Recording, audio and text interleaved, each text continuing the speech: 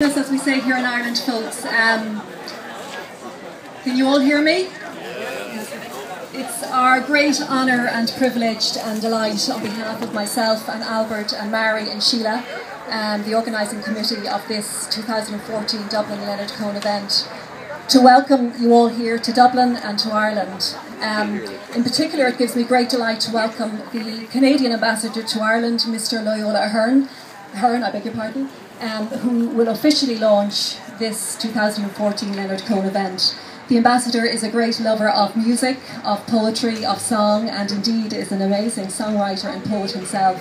So I really think it's very apt that a Canadian is launching the 2014 Dublin event while we celebrate a fellow Canadian, and we're going to have 3.5 days of amazing song, poetry, and all sorts of crack. So can I hand you over please to Ambassador Loyola Hearn, the Canadian Ambassador to Ireland. Thank you.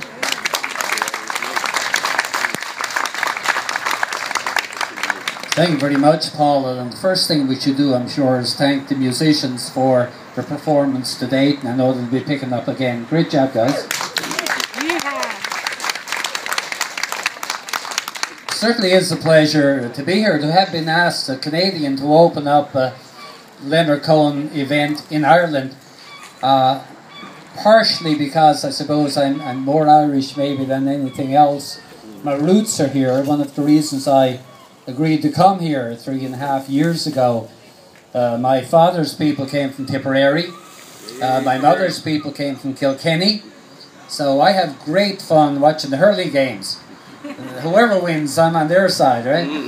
But it's great to be back. However, our people left in the late 1700s, so we have been gone a while. But anybody who came to my part of Canada, my part of Newfoundland, and of course we were not part of Canada. Canada didn't join us until 1949. That's for the Canadians here. Welcome. And at that time, of course, Newfoundland still is 50% of Irish ancestry. It's split right down the middle, 50% English, 50% Irish. And in my area, it's about 100% Irish in relation to the people who live there, their ancestry. Over the years, because they were so isolated, they really didn't lose the accent or their love for culture or music.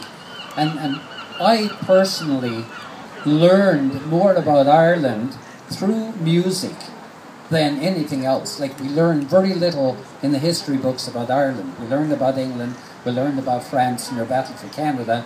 Nobody talked about the Irish and the work they did in the early years and throughout the years in building the great country they have. But we learned about it through music. And that's why music is such a great medium. And when Leonard Cohen, I believe, referred to Dublin as the city of poets and singers, he was dead on, because those of you who have been here before realize that. Those of you who are here for the first time, you're really in for a treat.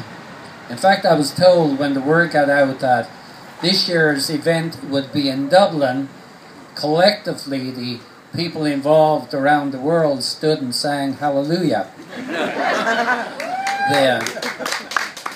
Great song, by the way, tremendous song, and of course one of the reasons that everybody is here. We talked a little earlier at the embassy about Leonard Cohen, how proud we are of him as a Canadian. The work he has won just about every major award a country could bestow on anybody, either from the music field or from the government field, because he deserved it. Not just because he can sing or he wrote a song or two. Collectively, you know, as a writer, as a poet, but as a great person.